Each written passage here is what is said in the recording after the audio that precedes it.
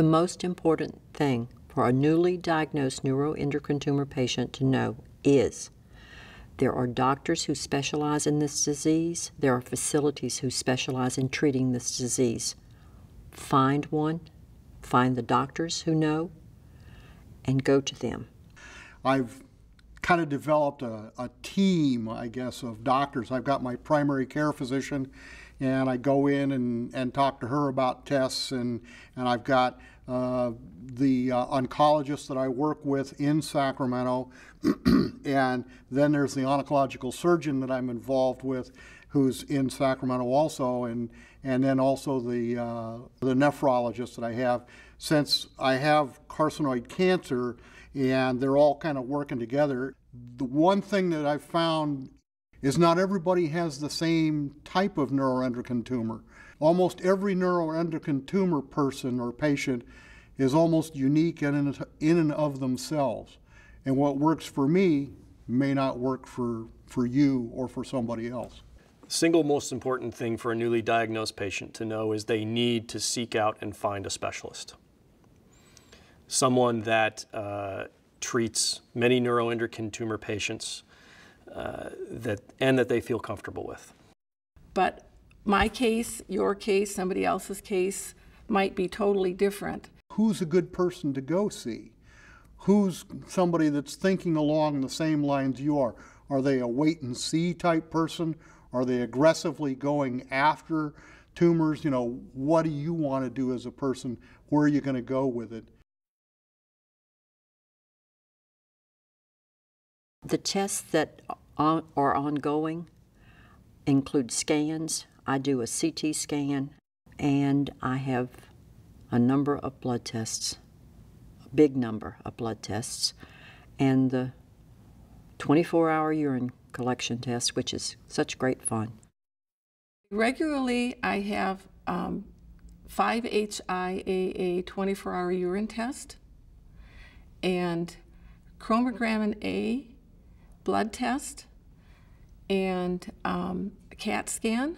One of the tests I had to have was called a double balloon push enteroscopy, where the test was designed to look for any other neuroendocrine tumors that had not been previously discovered. Okay, it is an unusual cancer. It's rare, but there are some other people who have this cancer, obviously. There's some stats saying that people have it, even though it's not a huge number, as it would be with breast cancer or colon cancer, but they have to be treated somewhere. They have to have doctors who know what they're doing. I want those doctors. I got to find those doctors. How do I do that? It's a time commitment. I spend time researching, time finding out what I can do, talking to the doctors. I used to spend 2 hours a day at the gym. I now spend that same 2 hours a day on my disease research. I do it on the message boards, on the internet, through email with different doctors, reading research reports, reading test results, reading about new drugs in clinical trial. I spend 2 hours each morning doing that. So is it taking any more time I used to spend being healthy? Not exactly. It's the same 2 hours I used to spend before. I thought I was all finished with school when I got my degrees. And now I finished teaching, but I have to still go to school to learn about carcinoid cancer. They even changed the name on me. It's neuroendocrine tumor. Dealing with a neuroendocrine tumor on a day-to-day basis is quite simply knowing what you're dealing with. It's a knowledge thing. You've got to know what you're dealing with, and you've got to have somebody who can tell you what you're dealing with if you can't find the information on your own. And I realize not everybody is a reader like I am and would go seek stuff out on the internet maybe, but that's one way to do it.